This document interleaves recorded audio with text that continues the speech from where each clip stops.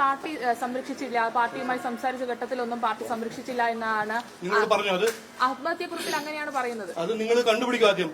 വേണ്ടാത്ത കാര്യങ്ങൾ പറയരുത്.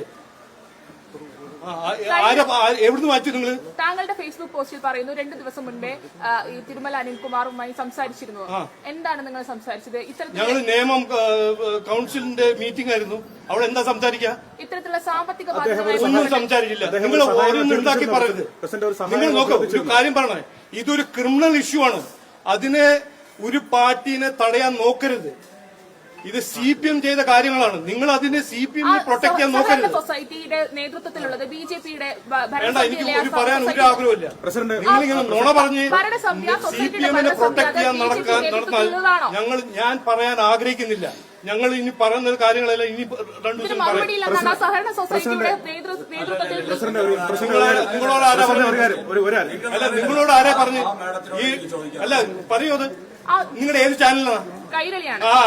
മതി അവിടെ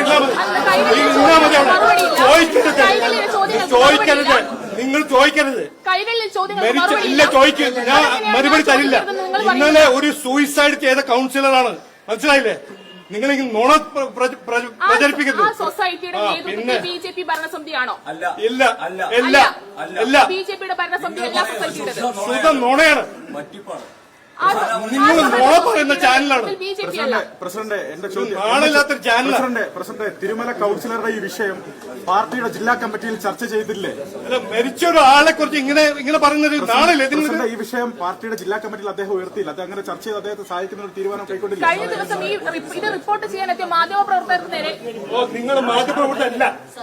അതെങ്ങനെയാണ് മാധ്യമപ്രവർത്തകർ ഈ മർദ്ദനമൊക്കെ